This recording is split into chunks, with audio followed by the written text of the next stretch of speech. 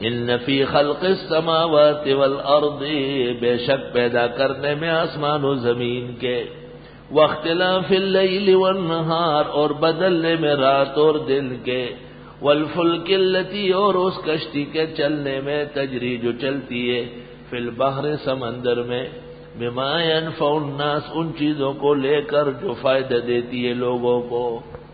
سمندری جہاز جو چلتے ہیں، سامان ایک ملک سے دوسرے ملک لے چلتے ہیں۔ وما انزل اللہ من السماء من ماء، اور وہ جو اتارتے ہیں اللہ آسمان کی طرف سے پانی، فاحیا به الارض بعد موتها، بس زندہ فرماتے اس کے ذریعے زمین کو اس کے مرنے کے بعد۔ یہ لفظی ہے، با محاورہ ترجمہ، پس آباد فرماتے ہیں اس پانی سے ملکوں کو ان کے بنجر ہونے کے بعد۔ وَبَثَّ فِيهَا مِن كُلِّ دَابَّةٍ، اور اللہ نے پھیلائے ہیں اس زمین میں ہر طرح مخلوق۔ وَتَصْرِيفِ الرِّيَاحِ، اور ہوائیں بدلتی رہتی ہے، کبھی صبح ادھر کی شام کو ادھر کی۔ وَالسَّحَابِ الْمُسَخَّرِ، اور بادل لٹکے ہوئے ہیں، بین السماء والارض، آسمان و زمین کے درمیان، لآیات، یہ نشانیاں ہیں، لقوم یعقلون، ان لوگوں کے لیے جو عقل سے کام لے۔ اشارہ ہے کہ آسمان و زمین کی تخلیق، رات اور دن کا تبادلہ، اور مختلف چیزوں کا پیدا ہونا اور سودمند ہونا، ان کو غور و فکر کر کے عقل والے اس سے سبق لے سکتے ہیں۔ عقل کے خلاف کون لوگ ہیں جو ان چیزوں کو دیکھ کے بھی سبق نہیں لیتے؟ ان کا جواب، وَمِنَ النَّاسِ مَن يَتَّخِذُ مِن دُونِ اللَّهِ أَندَادًا، اور لوگوں میں سے بعض وہ ہے جو بناتے ہیں اللہ کے سوا اور شریک۔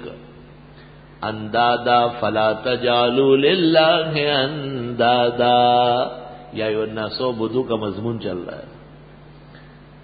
لوگوں میں سے بعض وہ ہیں جو بناتے ہیں اللہ کے سوا اور شریک، یحبونہم، ان سے محبت کرتے ہیں، کحب اللہ، جیسے محبت ہونا چاہیے اللہ سے۔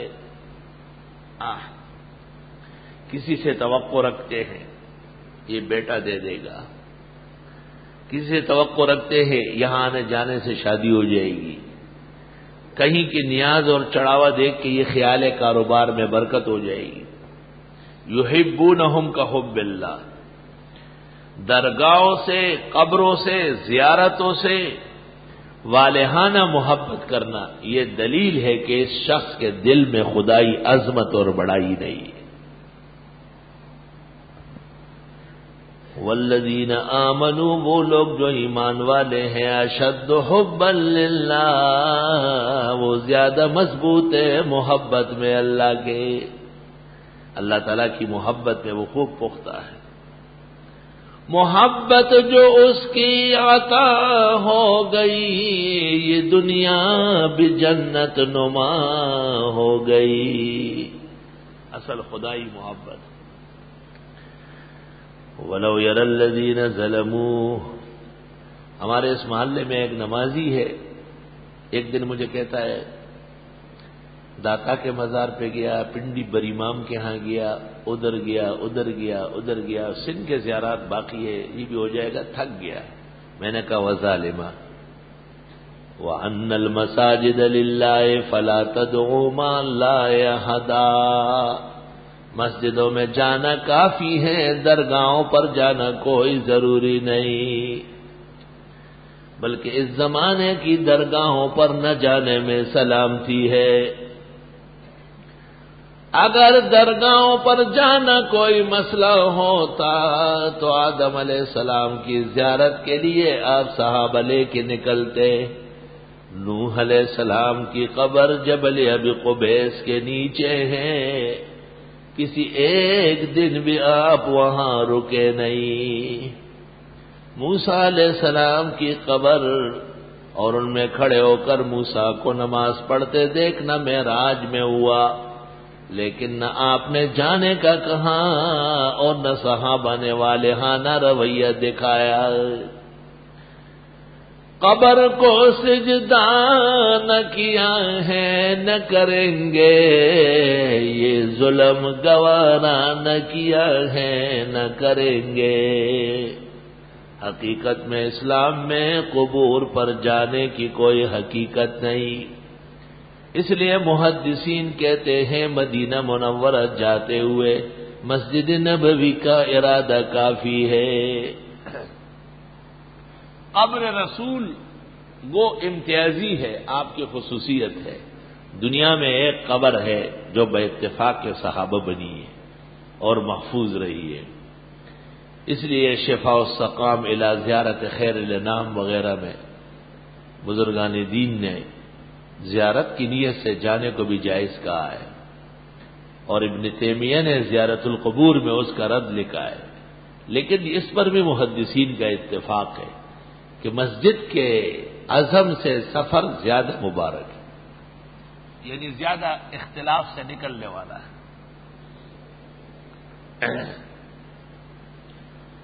بھئی ایک شخص یہاں سے روانہ ہو رہا ہے، جی میں نے حضرت صلی اللہ علیہ وسلم کی قبر پر جانا ہے، تو وہ یہ کیوں نہیں کہتے کہ میں مدینہ منورہ جاتا ہوں؟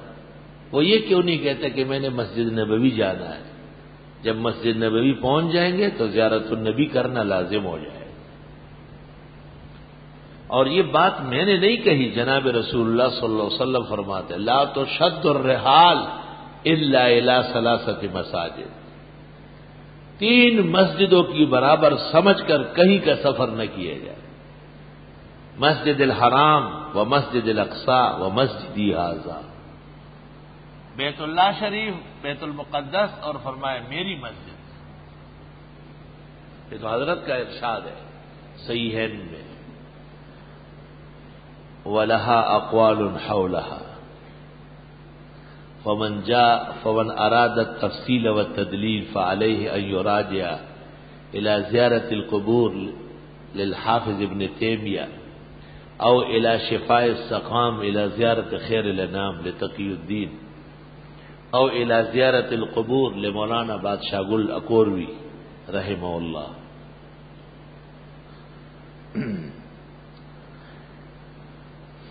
وَلَوْ يَرَى الَّذِينَ ظَلَمُوا، کاش کے دیکھے وہ لوگ جو شرک کرتے ہیں، ظلم کرتے ہیں، اذ يَرَوْنَ الْعَذَابَ، جب یہ آنکھوں سے دیکھیں گے عذاب، کیا دیکھیں؟ أَنَّ الْقُوَّةَ لِلَّهِ جَمِيعًا، بے شک طاقت سب کے سب اللہ کے ہاں ہے۔ حضرت اقدس فقیہ العالم مفتی اعظم اسلام میدان کارزار کے فاتح حضرت مولانا مفتی محمود صاحب فرماتے تھے ان القوت للہ جمیعا، طاقت کا سرچشمہ اللہ بزرگ و برتر کی بزرگ ذات ہے۔ کیا پیارا ترجمہ، طاقت کا سرچشمہ اللہ تعالی کی بزرگ ذات ہے۔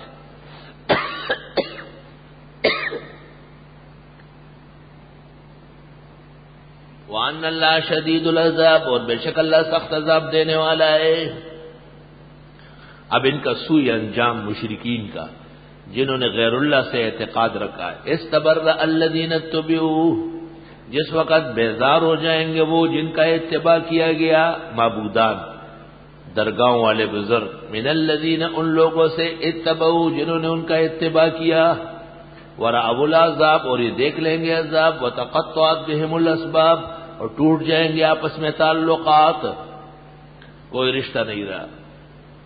وقال الذین، اور کہیں گے وہ لوگ، اتبعوا جنہوں نے اتباع کیا درگاہوں کی، قبروں کی، لو ان لنا کرۃ، اے کاش کہ ہمیں ایک موقع ملے دنیا جانے کا، کرہ العود الی الدنیا، کرہ العود الی الدنیا، فنتبرأ منہم، ہم بھی بیزار ہو جائیں گے ان سے، کما تبرؤوا منا، جیسے یہ بیزار ہے ہم سے، کذالک یریہم اللہ اعمالہم حسرات علیہم، اس طرح دکھا دے گا ان کو اللہ ان کے اعمال افسوس بن کر ان کے اوپر، وما ہم بخارجین من النار، نہیں ہوں گے نکلنے والے جہنم سے۔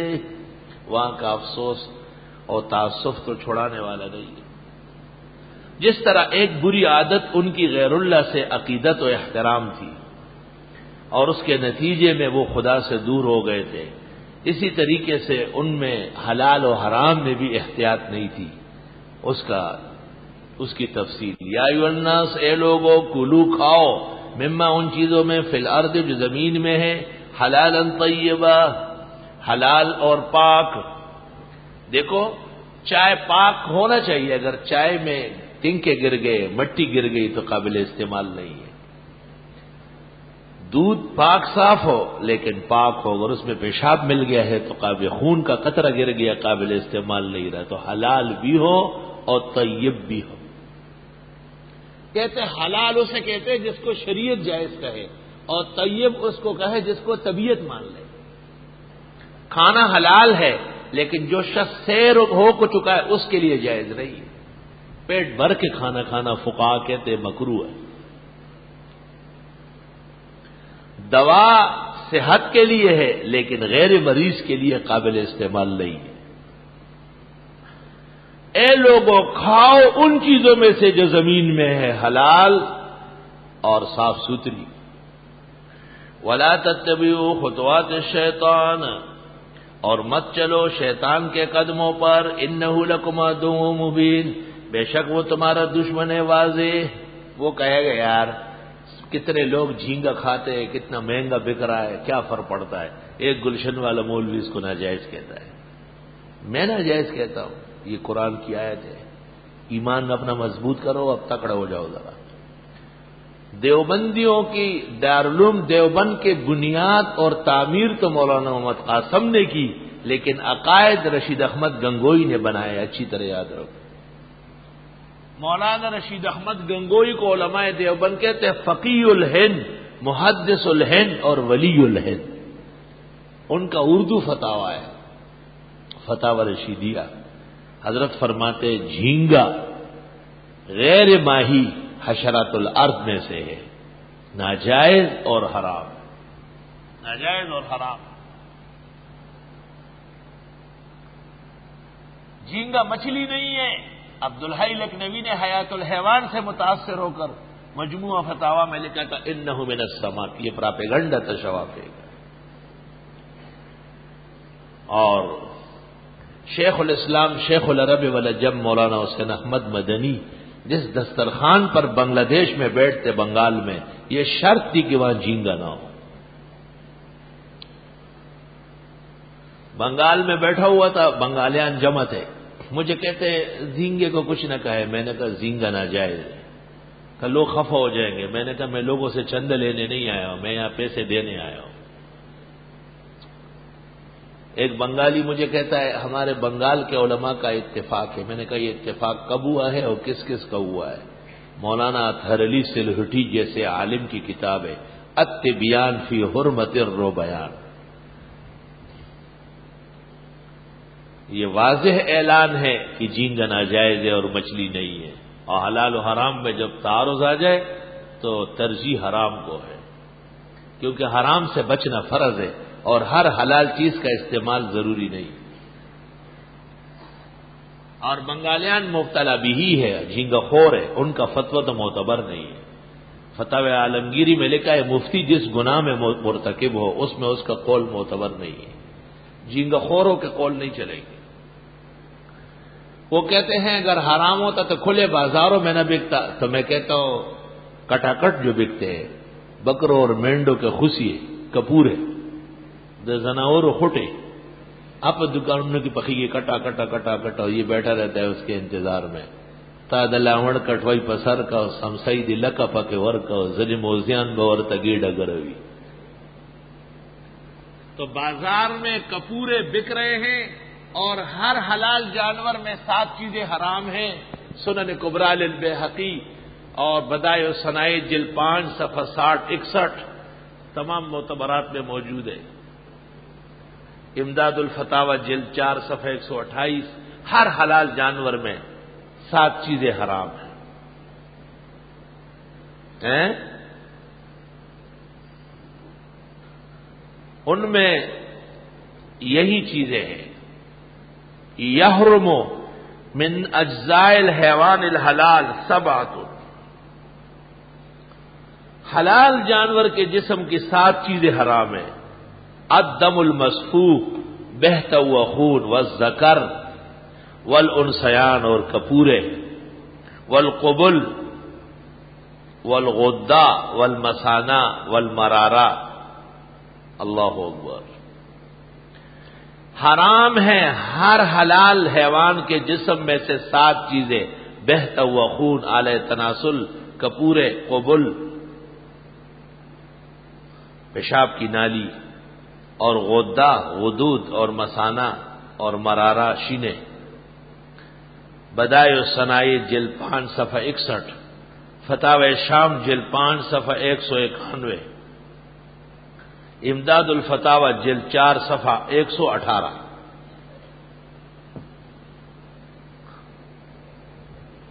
الگ تحقیق جھینگا ناجائز ہے، مچھلی نہیں ہے، اس کا ترک واجب ہے۔ اے لوگو، کھاؤ ان چیزوں میں سے جو زمین میں ہے، حلال اور پاک، کریہ المنظر بھی ہے، کیڑے کی شکل ہے۔ وَلَا تَتَّبِعُوا خُطُوَاتِ الشَّيْطَانِ، چلنا نہیں شیطان کے قدموں پر، شیطان کی باتیں مت مانو، کھاؤ یار کیا فرق پڑتا ہے۔ إِنَّهُ لَكُمْ عَدُوٌّ مُبِينٌ، بے شک یہ دشمن ہے واضح۔ جب حرام کی دعوت دے رہا ہے تو اس سے بڑا گناہگار کون ہوگا؟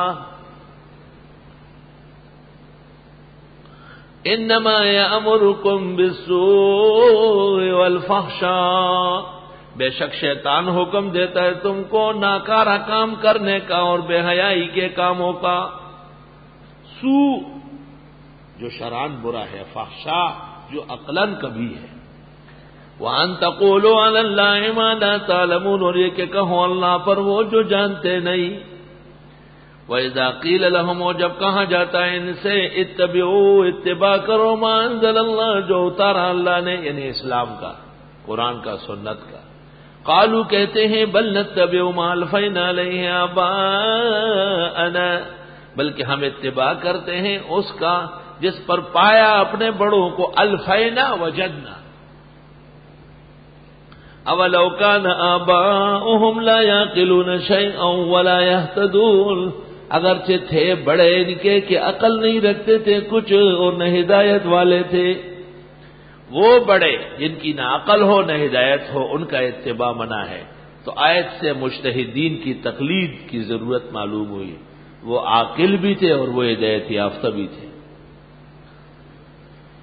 جو لوگ شریعت کے مقابلے میں ہیں ان کی حالت کیا ہے، ان کی مثال، وَمَثَلُ الَّذِينَ كَفَرُوا، اور مثال ان لوگوں کی جو کافر ہیں، كَمَثَلِ الَّذِي، مانند اس شخص کی سی ہے، يَنْعِقُ جو پکارتا ہے، بما ایسے الفاظ سے، لا يسمع جو سنتا نہیں۔ کفار کو دعوت دینا، بھینسے کو بین بجانا ہے۔ کفار جو ختم اللہ علی قلوبہم کے مصداق بن چکے ہیں، ان کو دعوت دینے سے فائدہ نہیں ہے، الا دعاء و نداء، مگر بلانا اور چلانا، بس آواز سنتے ہیں۔ صم بکم، دیکھو شروع سے لگا دیا، صم بہرے ہیں، بکم گونگے ہیں، عمیٌ اندھے ہیں، فہم لا یعقلون، پس ان کی عقل نہیں ہے۔ یہ خطاب عام تھا محللات کے بارے میں، طیبات کے بارے میں، خطاب عام کے بعد خطاب خاص۔ یا ایھا الذین آمنوا، اے ایمان والو، کلوا من طیبات ما رزقناکم، کھاؤ صاف ستھری چیزوں میں سے جو ہم نے تم کو دی، واشکروا للہ، شکر کرو اللہ کا، ان کنتم ایاہ تعبدون، اگر ہو تم اس کی عبادت کرنے والے۔ ایاک نعبد و ایاک نستعین، تو اس کا تقاضا کیا ہے، کلوا من طیبات ما رزقناکم، صاف ستھری چیزیں کھاؤ۔ صاف ستھرا کھاؤ گے تو اللہ کا شکر کا موقع ملے گا، واشکروا للہ، عبادت میں اخلاص آ جائے گا، ان کنتم ایاہ تعبدون۔ ناجائز سے منع کرنے کے ساتھ یہ ایک ضرورت تھی کہ ناجائز چیزوں کے اساس اور بنیادیں بتائی جائیں۔ انما حرم علیکم المیتۃ، بے شک حرام کیا اللہ نے تم پر مردار، والدم خون، ولحم الخنزیر، خنزیر کا گوشت، وما اہل بہ لغیر اللہ، اور جو نامزد کیا گیا اللہ کے سوا اور کسی کے نام۔ 4 چیزیں ہو گئی۔ میتہ، ایک میتہ حقیقی ہے، جیسے شیر، چیتا، بھیڑیا، کتا، بلا، گدھا، خچر ذبح کر لیں گے تب بھی گوشت حلال نہیں ہوگا. اس کو کہتے ہیں میتہ حقیقیہ. ایک میتہ حکمی ہے، گائے حلال ہے ذبح نہ ہو سکی، بکری حلال ہے لیکن ذبح کرنے والا مشرک بدعتی ہے. اونٹ حلال ہے مگر بغیر چھرے کے جھٹکے سے مارا گیا. وہ جانور جو اصلاً حلال ہو اور صنعت سے کسی کی کاریگری سے اس میں نقصان آ جائے اس کو ہم کہتے ہیں میتہ حکمیہ. تو اللہ نے تم پر حرام کر دیا مردار، خواہ حقیقی ہو یا حکمی ہو. والدم، اور خون، خون سے مراد بہتا ہوا خون. ولحم الخنزیر، اور خنزیر کا گوشت. عام طور پر مفسرین و فقہاء کہتے ہیں خنزیر بمعنی جسم اور بالوں کے اور ہڈیوں کے ناجائز و حرام ہے. لحم بھی، شہم بھی، جلد بھی اور تمام قسم کی چیزیں. بعض علماء نے کہا ہے کہ صرف لحم کی حرمت ہے اور بقیہ چیزیں ناپسندیدہ ہے. وما اہل بہ لغیر اللہ، اور وہ بھی جس پر آواز لگایا گیا اللہ کے سوا اور کسی کے نام کا. بابا کا بکرا، دربار کی منت، ادھر کی نیاز، ادھر کی نظر. اور سورۃ مائدہ کے اندر انشاءاللہ تعالی اس کی تفصیل کریں گے اللہ نے چاہا، کیونکہ مبتدئین نے اس جگہ کوشش کی ہے جان چھڑانے کی. سورہ مائدہ کا انتظار فرمائیں. وما اہل بہ لغیر اللہ کی بقیہ تفصیل واؤ. اس پر تو اتفاق ہے کہ ذبح کرتے وقت غیر اللہ کا نام لیا گیا تو وہ حرام نہ جائے. لیکن یہ کہ ذبح کرتے وقت تو نام اللہ کا لیا گیا لیکن جانور نامزد تھا کسی درگاہ کے نام، تو ہم کہتے ہیں کہ اس میں تقرب غیر اللہ کا مقصود ہے، ناجائز و حرام ہے.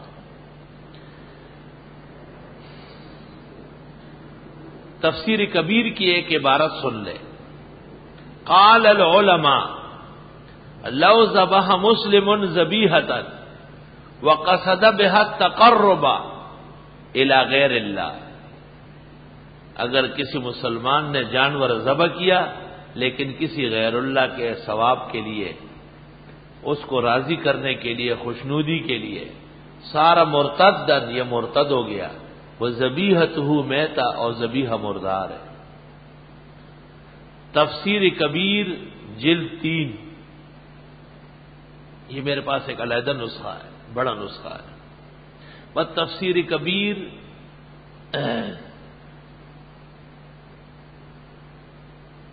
جز 5 اور 6 صفحہ 12. تفسیر روح البیان جلد 1 صفحہ 277. تفسیر البحر المحیط جلد 1 صفحہ 488. تفسیر فتح القدیر شوکانی کی جلد 1 صفحہ 170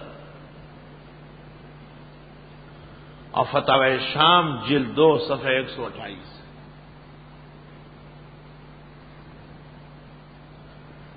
ان جگہ اس بات کی وضاحت کی گئی. تفسیر نیشاپوری اور تفسیر عزیزی میں ہے کہ بعض مہمانوں کی آمد پر ویسے ہی بکرے کاٹتے ہیں اور راستے میں جگہ جگہ گراتے ہیں. یہ ضیافت مقصود نہیں ہے، ان کا اعزاز مقصود ہے. جانور کاٹتے ہیں اور راستے میں گراتے ہیں. لکھا ہے یہ بھی وما اہل بہ لغیر اللہ کا مصداق ناجائز و حرام ہے. اسی طرح بعض جگہ رواج ہے کہ اینٹوں کی بھٹی جب کھلتی ہے، اینٹوں کی بھٹی جب کھلتی ہے تو اس کھولنے کے اعزاز میں 10-15 بکرے کاٹ لیتے ہیں. حضرت شیخ الہند نے اور شاہ عبدالعزیز نے اور تفسیر نے شاپوری والے سب نے لکھا ہے کہ یہ بھی ما اہل بہ لغیر اللہ ہے.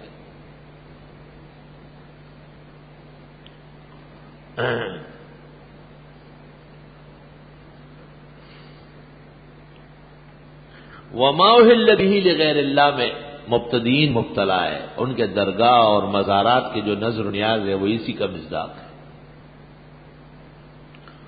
تفصیل مزید کروں گا انشاءاللہ تعالی سورۃ مائدہ میں۔ اس مسئلے پر ہندوستان کے اکابر علماء میں سب سے زیادہ جرأت شاہ عبدالعزیز نے کی، اور بالکل صاف کلیئر کٹ تمام درباروں کے نظر نیاز منت بزرگوں کے چڑھاوے نیاز سب کو ناجائز حرام معول بھی لغیر اللہ کہا ہے۔ تو پیر میر علی شاہ گولوی نے شاہ عبدالعزیز کے رد میں ایک رسالہ لکھا ہے، اور اس کا نام ہے الکلمۃ العلیاء فی تفسیر ما اہل بہ لغیر اللہ۔ الکلمۃ العلیاء فی تفسیر ما اہل بہ لغیر اللہ۔ طالب علم ایک نقطہ سمجھ لیں، پیر صاحب نے اس رسالے میں شاہ عبدالعزیز نہیں لکھا ہے محمد عبد الحلیم دہلوی، شاہ عبدالعزیز کا نام ہے، جیسے عبد الحکیم شاہ ولی اللہ کا نام ہے اور عبد الرحیم ان کے والد کا نام ہے، تو شاہ عبدالعزیز کا نام ہے عبد الحلیم۔ تو عبد الحلیم نام کہہ کر رد کیا ہے۔ نقطہ یاد رکھو، تفسیر عزیزی پر عبد الحلیم کہیں نہیں ہے، شاہ عبدالعزیز ہے۔ یہ اس لیے کہ شاہ عبدالعزیز پر رد کرنا آفتاب پر اور آسمان پر تھوکنے کے مترادف تھا۔ پیر صاحب کو اپنا پتہ تھا کہ میرا قد کاٹ اتنا نہیں ہے، تو شاہ صاحب کی تاریخی نام نکال کر کے اور اس کے رد میں کتاب لکھی، اپنے دل کا بڑاس نکالا، قبر پرستوں کو اور مردار خوروں کو خوش کیا، مردار خوروں کو۔ الکلمۃ العلیاء فی تفسیر ما اہل بہ لغیر اللہ۔ یہاں یہ بات یاد رہے کہ پیر صاحب میر علی شاہ گولڑوی مولانا احمد علی محدث کے شاگرد ہیں، دیگر بریلویوں کی طرح نہیں ہے وہ، لیکن مولانا احمد علی نے 2 دفعہ درس سے نکالا ہے۔ معلوم ہوا کہ طالب علمی کے زمانے میں بھی مشہور تھے اپنے کرتوت میں۔ تم میں کتنے لڑکے ہوں گے اچھے برے، لیکن ابھی تک ایک کو بھی نہیں نکالا گیا۔ ہاں خود آتے بھی ہے جاتے بھی ہے، خیر نہ اللہ تو خیر نہ جا۔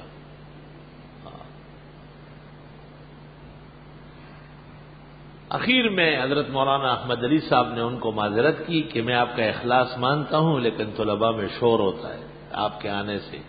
تو جو طالب علمی کے زمانے میں ایسا مشہور ہو کہ درس حدیث کے طلباء اس کو نہ چھوڑتے ہو، وہ بڑے ہو کر کے پیر صاحب بن گئے تو شاہ عبدالعزیز کے خلاف کتاب لکھنے لگے، جبکہ مسئلہ بشریت اور علم غیب میں پیر صاحب نے علماء دیوبند کے موقف کی تائید کی ہے۔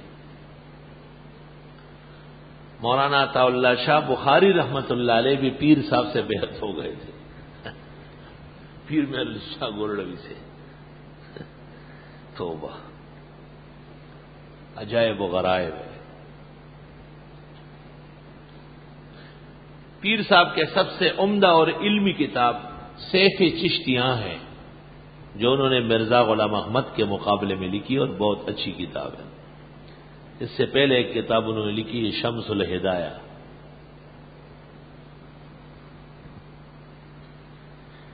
انما حرم علیکم المیتۃ، بے شک تم پر حرام کیا گیا مردار، والدم، خون بہتا ہوا، ولحم الخنزیر، اور گوشت خنزیر کا، وما اہل بہ لغیر اللہ، اور جس پر لیا جائے نام اللہ کے سوا کسی اور کا، فمن اضطر غیر باغ ولا عاد، بس جو کوئی مجبور ہوا غیر باغ، نہ لذت لینے والا تھا، ولا عادل، اور نہ ضرورت سے زیادہ کھانے والا تھا، فلا اسم علیہ، کوئی گناہ نہیں اس پر، ان اللہ غفور رحیم، بے شک اللہ بخشنے والا رحم والا ہے۔ اگر خنزیر کا گوشت موجود ہے اور کوئی چیز نہیں، مردار ہے، خون ہے، ایک آدمی بھوک سے مر رہا ہے، نہ تو اس کے کھانے کا مقصد لذت ہے اور نہ ضرورت سے زیادہ لینا ہے، اس نے جان بچانے کے لیے تھوڑا سا کھا لیا، فلا اسم علیہ۔ ہمارا ایک موحد ساتھی تھا اور وہ ایک دربار کی مسجد میں امام تھا، تو میں ان سے کہتا تھا کہ تم وہاں کی چیزیں کھاتے ہو، کہاں کھاتا ہوں، فمن اضطر غیر باغ ولا عاد فلا اثم علیہ ان اللہ غفور الرحیم۔ ان الذین یکتمون ما انزل اللہ من الکتاب، بے شک وہ لوگ جو چھپاتے ہیں جو اتارا اللہ نے قرآن میں، احکام حلال و حرام، توحید و سنت، ویشترون بہ ثمنا قلیلا، اور لیتے ہیں اس کے بدلے میں قیمت تھوڑی، اولئک ما یاکلون فی بطونہم، یہ لوگ نہیں ڈالتے ہیں اپنے پیٹوں میں، نہیں کھاتے ہیں، نہیں ڈالتے ہیں، الا النار، مگر آگ، یہ جو ناجائز کھانے والے ہیں، غیر اللہ کے نام کے نذر و نیاز کھانے والے، درگاہوں کی منتیں، ولا یکلمہم اللہ، بات نہیں کرے گا ان سے اللہ، یوم القیامہ، قیامت کے دن، ولا یزکیہم، نے ان کو پاک ہونے دے گا، ولہم عذاب علیم، ان کے لیے عذاب ہوگا دردناک۔ سورۃ بقرہ کے شروع میں فرمایا تھا اولئک الذین اشتروا الضلالۃ بالہدی، یہاں فرمائے اولئک الذین اشتروا الضلالۃ بالہدی، یہ وہ لوگ ہیں جنہوں نے اختیار کی گمراہی ہدایت کے بدلے میں، والعذاب بالمغفرہ، اور عذاب کو بخشش کے مقابلے میں، والعذاب بالمغفرہ وہاں نہیں تھا، اس کو کہتے ہیں مضمون بترقی، مضمون رو بترقی۔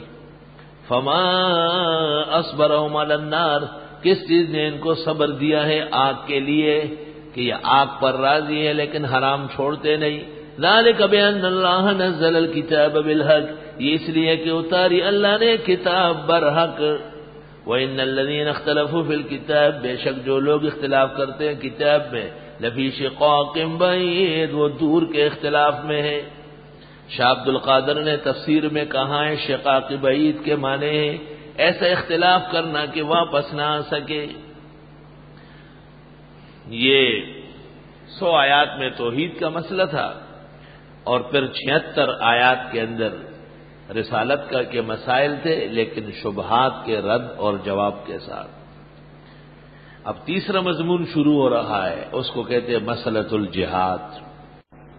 لیس البر ان تولوا وجوہکم، نہیں ہے یہ کوئی نیکی کہ تم پھیر دو اپنے چہروں کو قبل المشرق والمغرب، مشرق یا مغرب کی طرف، صرف نماز پڑھنا کافی نہیں ہے، ولیکن البر، لیکن کامل نیکی، بر من، مقدر نکالنا پڑے گا، نیکی اس شخص کی ہے آمن باللہ، جو ایمان لائے اللہ پر ایک، وبالیوم الآخر، آخرت پر 2، والملائکۃ، فرشتوں پر 3، والکتابی، کتابوں پر 4، والنبیین، پیغمبروں پر 5، یہ ایمانیات ہو گئے۔ مجاہد کی تربیت اور اس کی ٹریننگ کے لیے 5 معتقدات بیان ہو گئے۔ وَآتَى الْمَالَ، اور دینے لگا مال، عَلَىٰ حُبِّهِ، اللہ کی محبت میں، ذوی القربى، رشتہ داروں کو، والیتامى، یتیموں کو، والمساکین، مسکینوں کو، وابن السبیل، اور مسافروں کو، والسائلین، اور مانگنے والوں کو، وفی الرقاب، اور غلام کے آزاد کرنے کو، غلام کے آزاد کرنے میں، یہ ہو گیا وآت المال، مال دینا ایک، واقام الصلاۃ، اور پابندی سے پڑھنے لگے نماز، وآت الزکاۃ، اور دینے لگے زکوٰۃ 2 3، والموفون بعہدہم، اور پورا کرنے والے ہیں اپنے عہد و پیمان کو، اذا عاہدوا، جب بھی عہد و پیمان کرے، والصابرین فی البأساء والضراء، اور جمنے والے ہیں تنگی کی گھڑیوں میں اور بیماری کے لمحوں میں، وحین الباس، اور جس وقت میدان جنگ ہو، یہ 5 اعمال ہو گئے۔ وآت المال 1، واقام الصلاۃ 2، وآت الزکاۃ 3، والموفون بعہدہم اذا عاہدوا، والصابرین فی البأساء والضراء یہ 4، وحین الباس 5۔ اولئک الذین صدقوا، یہ مجاہد سچے ہیں، واولئک هم المتقون، اور یہ لوگ پرہیزگار ہیں۔ الف لام میم، ذالک الکتاب لا ریب فیہ ھدی للمتقین، اسی کتاب کا تیسرا مرحلہ شروع ہو گیا، جہاد فی سبیل اللہ، اور مجاہد کے 10 اوصاف بیان کیے، 5 اعتقادی اور 5 عملی۔ جس مجاہد میں یہ 10 صفات موجود ہو وہ کامل و اکمل جہاد کرنے والا ہوگا۔ الحمدللہ جن ملکوں نے جہاد کے نام پر آغاز کیا ہے اللہ نے ان کو پسپا نہیں کیا ہے۔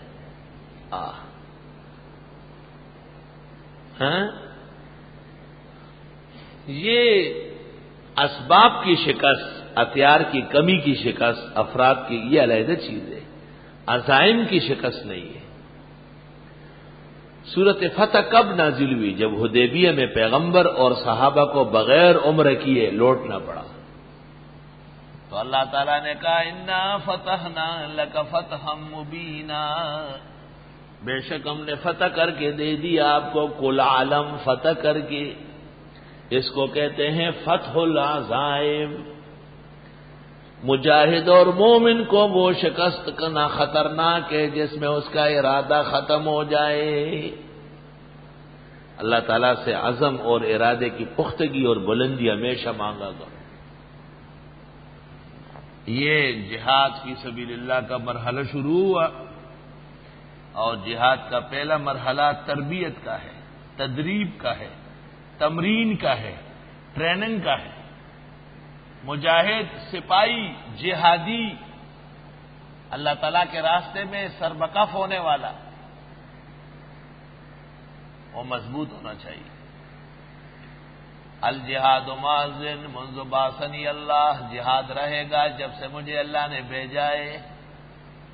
لا یبدلہ جور و جائر ولا عدل و عادل، زمین عدل سے بھر جائے تب بھی جہاد ہوگا، زمین ساری کی ساری شرک اور کفر سے بھر جائے تب بھی جہاد رہے گا۔ الجہاد ذروۃ الاسلام، اسلام کی عزت کا کوہان ہے۔ فرمایا تم جہاد کرتے رہو، اگر تم نے جہاد چھوڑ دیا اللہ تمہاری مدد و نصرت چھوڑ دے گا۔ اللہ اللہ کہتے ہیں کان آدم حراسن، حضرت آدم کھیتی باڑی کرتے تھے۔ وکان نوح نجارن، حضرت نوح کھیتی باڑی بڑائی کا کام کرتے تھے۔ ہر پہ وکان ابراہیم راعین، ابراہیم علیہ السلام بیڑ بکریاں چراتے تھے۔ وکان لوط حراسن، حضرت لوط علیہ السلام بھی کھیتی باڑی کا کام کرتے تھے۔ وکان داؤد و سلیمان زرادینی، یہ دونوں سونے اور چاندی کے کام کرنے والے تھے، زرے بناتے تھے۔ وکان محمد شجاعا جعل رزقہ تحت رمحہ، تفسیر الدر المنصور جلال سیوطی، اس سال کا نیا حوالہ ہے۔ کیا؟ وکان محمد شجاعا، حضرت بہادر تھے، جعل رزقہ تحت رمحہ، آپ روزی اور رزق جنگ اور جہاد میں سمجھتے تھے۔ تفسیر الدر المنصور فی التفسیر بالماثور للجلال السیوطی۔ ہر پیغمبر کوئی نہ کوئی کسب کرتے رہے، یا رب ہم بھی کسب کر رہے ہیں، مدرسن، خطیبن، امامن، یہ کسب ہے۔ خیر الاشغال الاشتغال بالقرآن، خیر الاشغال۔ وکان محمد شجاعا جعل رزقہ تحت رمحہ، بہت اچھی عبارت ہے، بڑی پیاری عبارت ہے۔ 20 سال تفسیر پڑھانے کو ہے، یہ حوالہ پہلی مرتبہ ہے، اس سے پہلے یہ حوالہ نہیں دیا، یہ اس درس کی خصوصیت ہے۔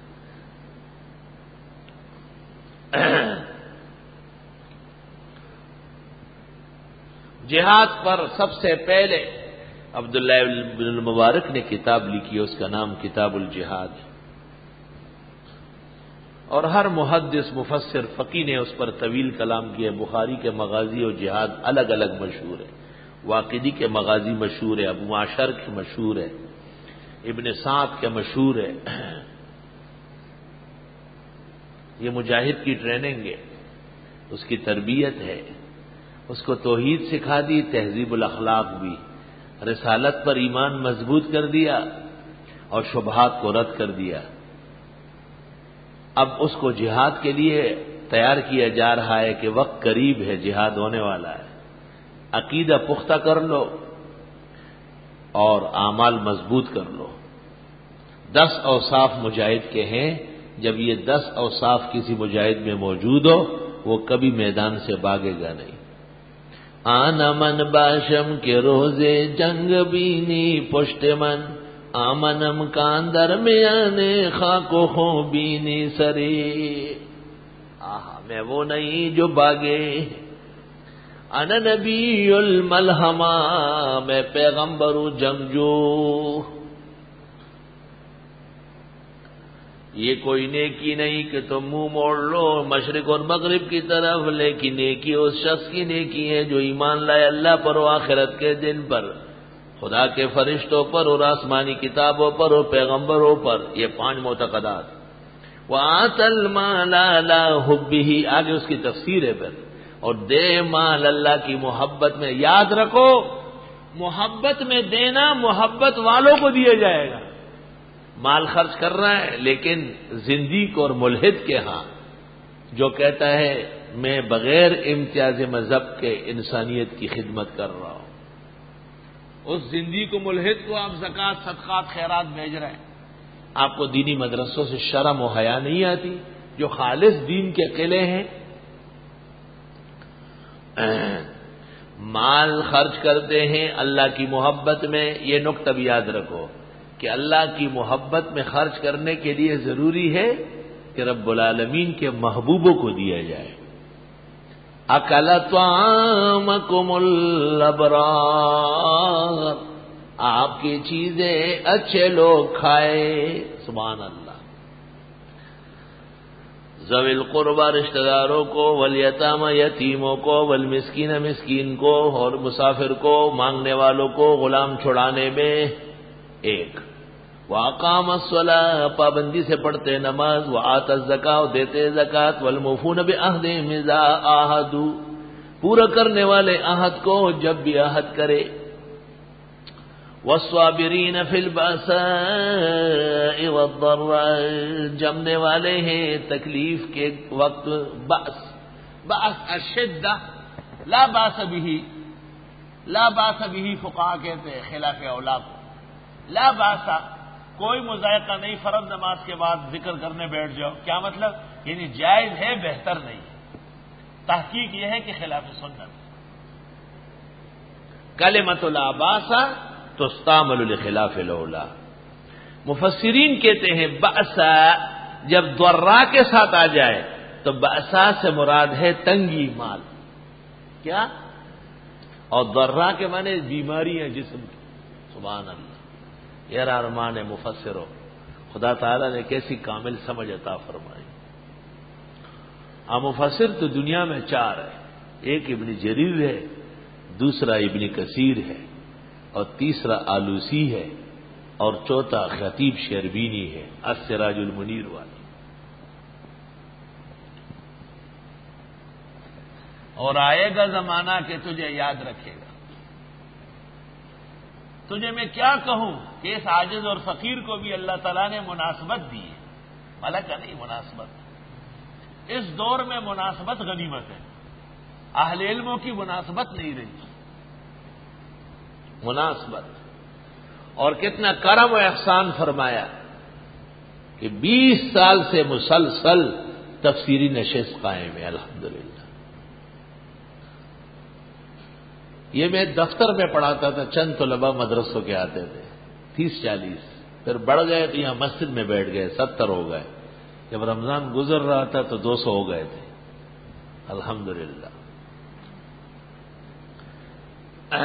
باسا مالی تکلیف اور ضرّا جسمانی تکلیف، وحین الباس، اور خاص کر جنگ کے وقت۔ اولئک الذین صدقوا واولئک هم المتقون، یہ لوگ سچے ہیں اور یہ لوگ واقعی پرہیزگار ہیں۔ اب ملک کے نظم و نسق چلانے کے لیے 4 قاعدے، ملک کے نظم و نسق صحیح طرح چلانے کے لیے 4 قاعدے، اس کو ہم کہتے ہیں السیاست المدنیہ، میبزی وغیرہ کے اقوال میں السیاست المدنیہ، سیاست، امام ابو یوسف نے ایک کتاب لکھی ہے، اس کا نام ہے کتاب السیاست والفراست۔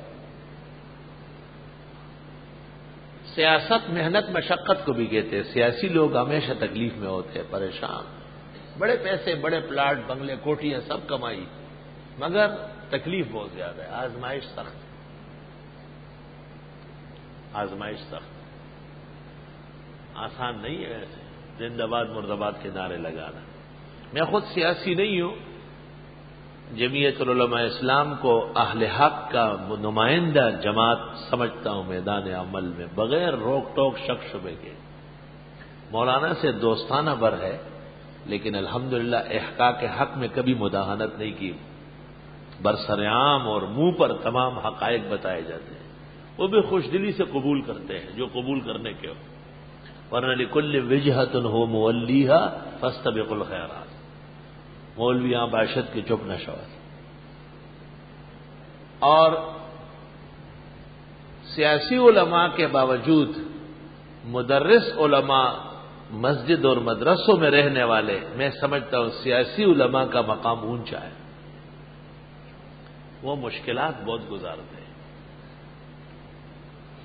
مولانا نے ایک دن مجھ سے یہ فرمایا کہ عجیب بات ہے، ہمارے خلاف تو کسی لمحے میں بھی بڑے سے بڑا فیصلہ ہو سکتا ہے، کیا فرق پڑتا ہے؟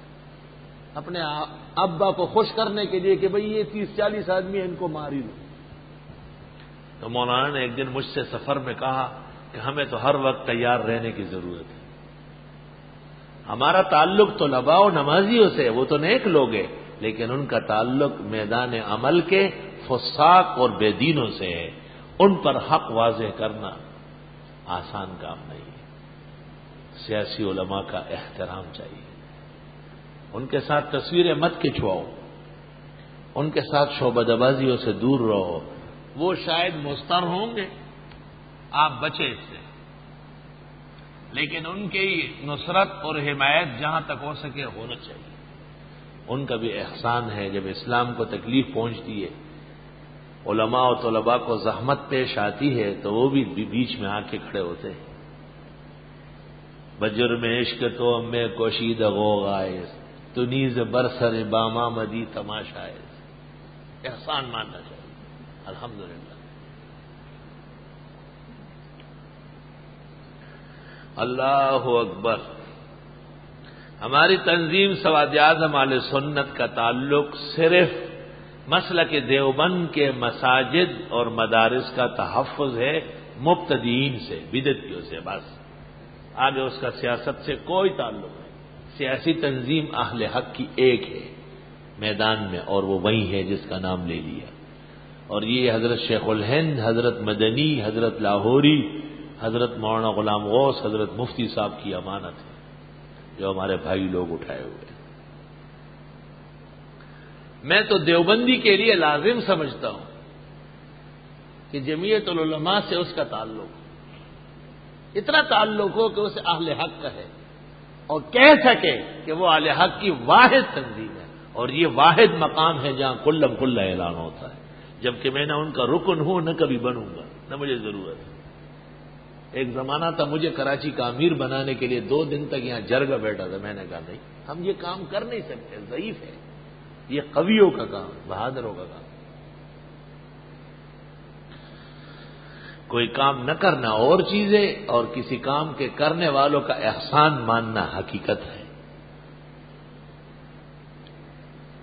اسلام آباد میں ایک بڑے افسر سے دوستی تھی، ہم وہاں چلے گئے، میں اور منصور بھائی، ہم بیٹھے ہوئے تھے ان کے بیٹھک میں، وہاں ایک اور پتلون مین آیا ہوا تھا، بڑا سوٹ بوٹ ٹائی باندھا ہوا، خرش خرش، بش دا پتر، ہمیں دیکھ کے کہا میں مولویوں کو بلیو نہیں کرتا، یہ ہے وہ ہے، ایسا ایسا۔ تو میں نے کہا، جب اس نے سب باتیں کہی، میں نے کہا تمام علماء کو برا سمجھتے ہو یا کچھ علماء کو اچھا سمجھتے ہو؟ کہا نہیں، میں مولانا عبدالحق کے سلام کرنے جاتا تھا کوڑا کھٹک، میں مولانا لدھیانوی کی سوال جواب پڑھتا ہوں اور ان کے رسالے پڑھتا ہوں۔ تو میں نے کہا معلوم ہوا کہ سب علماء کے دشمن نہیں ہو اور مسلمان آدمی ہو. کن سے ناراض ہو؟ کا سیاسی مولیوں سے. یہ ان کی شکل مجھے بری لگتی ہے. میرا بس چلے تو ان کو ایک دن میں ذبح کر لوں. میں نے کہا میں 10 منٹ بات کروں گا، آپ خاموش رہیں گے، اور پھر آپ 1 گھنٹہ بولیں گے، میں چپ چاپ بیٹھا رہوں گا. اس نے کہا ٹھیک ہے. میں نے کہا دیکھو، ایک جماعت ایسی ہے جو دینی مدرسوں میں بیٹھ کر طلباء کو پڑھاتی ہے کتابیں. یہ لوگ کیسے کہ وہ بہت اچھے ہیں، انہی کی وجہ سے دین آباد ہے. مدرسے نہ ہو تو اسلام ختم ہو چکا ہوتا. میں نے کہا اپنے پاس نوٹ کر لو، اس کو کہتے ہیں التدریس والتعلیم. دین کا ایک شعبہ ہے، آپ اس کا احترام کرتے ہیں. میں نے کہا کچھ علماء سوالات کے جوابات دیتے ہیں، مختلف مسائل میں رسائل، تصنیفات، لٹریچر نکالتے ہیں، مختلف زبانوں میں خدمت کرتے ہیں. یہ کیسے ہیں؟ کہنے لگے یہ بھی بہت اچھے، میں خود پڑھتا ہوں فلاں فلاں کی. میں نے کہا اس کا نام ہے التصنیف والتالیف. یہ دوسرا شعبہ ہو گیا دین کا. 2. میں نے کہا کچھ لوگ بستر لیے ہوئے اور گلی گلی گھوم رہے ہیں، مسجدوں میں آ کے ٹھہرتے ہیں. لوگ کہتے ہیں آؤ نماز پڑھو، دین میں کامیابی ہے. اللہ تعالیٰ سے سب کچھ ہونے کی امید اور غیر اللہ سے نہ ہونے کی امید. یہ کیسے گا؟ یہ تو تبلیغ والے ہیں، بہت اچھے ہیں.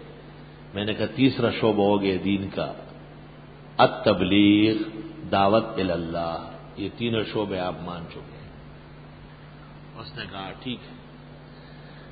میں نے کہا جو علم علماء کتابوں میں مدرسوں میں بیٹھ کے طلباء کو پڑھاتے ہیں اور جو کتابوں میں لکھ کر کے عوام و خواص تک مختلف زبانوں میں لٹریچر کے طور پر پہنچتے ہیں، اور جنہیں تبلیغی بھائی مسجدوں میں اپنے بساط کے مطابق بیان کرتے ہیں، اس دین کو ایوان بالا سے پورے ملک کے طول و عرض میں نافذ کرنا، یہ کیسا ہے؟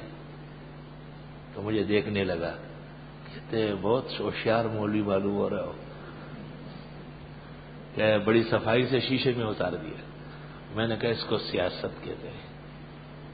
یہ وہی اسی دین کے لیے لڑ رہے ہیں جو مدرس ہدایہ اور مشکات و بخاری میں پڑھاتے ہیں. یہ اسی دین کے بچانے محافظین ہیں جس دین کو تبلیغی در بدر مخاک برسر بیان کرتے ہیں. یہ اسی دین کے نمائندے اور نگہبان ہیں جس دین کو مختلف طریقوں سے لکھا جاتا ہے اور آگے بڑھایا جاتا ہے تصنیف و تالیف میں.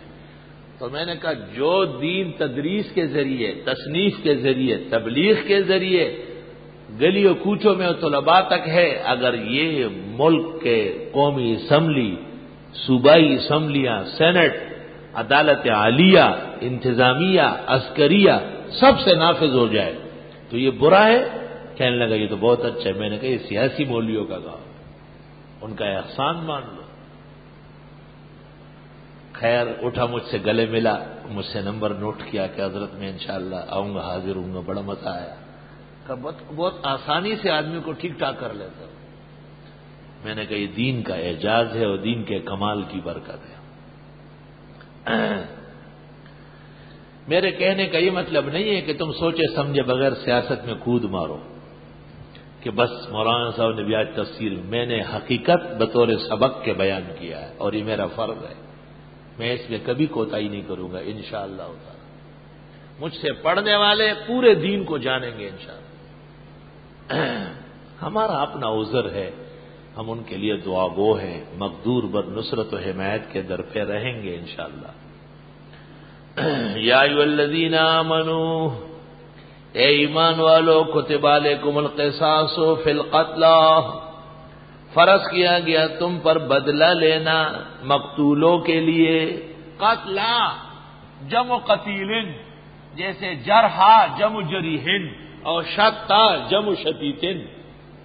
قتلا جمع قتیل بمانے مقتول، جریح بمانے مجروح. 4 قاعدے قرآن نے یہاں سے ذکر کیے. ایک قاعدہ یہ کہ ظالم سے ظلم کا بدلہ لو تاکہ امن قائم ہو. دوسرا قاعدہ آیت نمبر 179 سے آ رہا ہے، وَلَكُمْ فِي الْقِصَاصِ حَيَاةٌ كُتِبَ عَلَيْكُمْ إِذَا حَضَرَ أَحَدَكُمُ الْمَوْتُ إِن تَرَكَ خَيْرًا الْوَصِيَّةُ. آیت نمبر 170 سے۔ مال کی تقسیم قاعدہ شریعہ کے مطابق وہ دوسرا قاعدہ ہو گیا، اور تیسرا قاعدہ کتب علیکم الصیام، فرض کیا گیا تم پر روزہ، کہ ملک کے افسران میں، ملک کے وزراء میں، گورنروں میں، انتظامیہ میں مشقت برداشت کرنے کی صلاحیت ہو۔ اور چوتھا قاعدہ وَلَا تَأْكُلُوا أَمْوَالَكُمْ بَيْنَكُمْ بِالْبَاطِلِ وَتُدْلُوا بِهَا إِلَى الْحُكَّامِ، مال ناجائز طریقے سے نہیں کھاؤ اور رشوتیں نہ دیا کرو بڑوں کو، بادشاہوں کو، افسران کو رشوتیں نہ دو۔ ملک میں رشوت ستانی کو روکنا، یہ 4 قاعدے ملک کے نظم و نسق کو چلانے کے لیے قرآن نے ذکر کیا۔ آج پاکستان میں ان پر عمل کراؤ، ہر جگہ امن اور خوشگواری پیدا ہو جائے گی۔ یا ایھا الذین آمنوا، اے ایمان والو، کتب علیکم القصاص فی القتلی، فرض کیا گیا تم پر بدلہ لینا مقتولوں کے لیے۔ الحر بالحر، آزاد آزاد کے بدلے میں قتل ہوگا۔ جاہلیت میں بڑے قبیلے کے آزاد آدمی کے بدلے میں کئی غلام مارے جاتے۔ وَالْعَبْدُ بِالْعَبْدِ، اور غلام غلام کے بدلے میں، وَالْأُنْثَى بِالْأُنْثَى، اور عورت عورت کے بدلے میں۔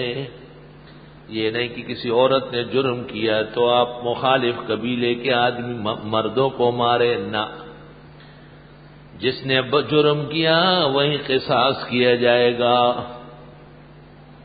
لیکن اگر حر نے غلام کو مارا تو ائمہ فرماتے ہیں وہ قتل کیا جائے گا، لیکن امام اعظم کی فقہ میں یہ ہے کہ آقا اپنے غلام کے بدلے میں نہیں مارا جائے گا۔ اس طرح کافر کو بھی مارے اور وہ ذمی ہو یا مستامن ہو تو مارنے والا مارا جائے گا، الا یہ کہ حربی کو مارے۔ حربی کا انتقام و قصاص کسی مذہب میں نہیں ہے۔ اے ایمان والو، فرض کیا گیا تم پر قصاص مقتولین میں، حر حر کے بدلے میں، عبد عبد کے بدلے میں، عورت عورت کے بدلے میں قصاص ہوں گے۔ فمن عفی لہ من اخیہ شیء، جس کو معاف کیا گیا بھائی کی طرف سے کچھ، بھائی نے معاف کیا، فاتباع بالمعروف، پس اس کا ساتھ دے دے دستور کے مطابق، فوراً ادا کرے۔ وَأَدَاءٌ إِلَيْهِ بِإِحْسَانٍ، اور ادا کرے اس کو احسان کے ساتھ۔ معاف کرنے کے 2 طریقے، یا تو یہ کہ ہم نہ بدلے لیتے ہیں اور نہ ہم دیت لیتے ہیں، اور یا یہ کہ دیت پر رضامند ہو گئے۔ ذَلِكَ تَخْفِيفٌ مِّن رَّبِّكُمْ وَرَحْمَةٌ، یہ آسانی ہے تمہارے رب کے ہاتھ سے اور بڑی مہربانی۔ فَمَنِ اعْتَدَىٰ بَعْدَ ذَلِكَ، جس نے زیادتی کے اس کے بعد معاف کر لیا پھر مارا اور دیت لے لیا پھر مارا، فَلَهُ عَذَابٌ أَلِيمٌ، ایسے کے لیے عذاب ہوگا دردناک۔ وَلَكُمْ فِي الْقِصَاصِ حَيَاةٌ يَا أُولِي الْأَلْبَابِ لَعَلَّكُمْ تَتَّقُونَ، اور تمہارے لیے بدلہ لینے میں جینا ہے، اے عقل والو، تمہیں چاہیے کہ قتل و غارت گری سے بچو۔ ایک آدمی نے قتل کیا، آپ نے قاتل کو قصاص کر لیا، اس سرزمین پر دوسرا آدمی قتل کا جرم نہیں کرے گا۔ وَلَكُمْ فِي الْقِصَاصِ حَيَاةٌ، اور تمہیں قصاص لینے میں زندگانی ہے، اے عقل والو، کوشش کرو قصاص نافذ ہو جائے۔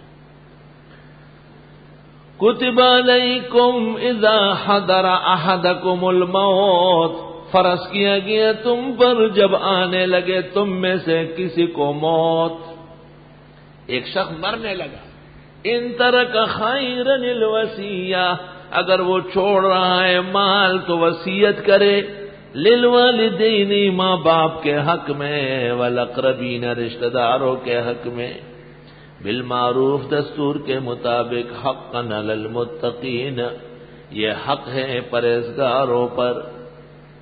ایک مسئلہ وصیت کا ہے، جو شخص بھی رات کو سوئے حدیث میں ہے وصیت نامہ لکھا ہوا ہو یہ بہتر ہے۔ دوسرا یہ کہ مال کی تقسیم باقاعدہ شرعیہ ہو تاکہ کوئی مال لوٹ کسوٹ کے ذریعے نہ حاصل کر سکے،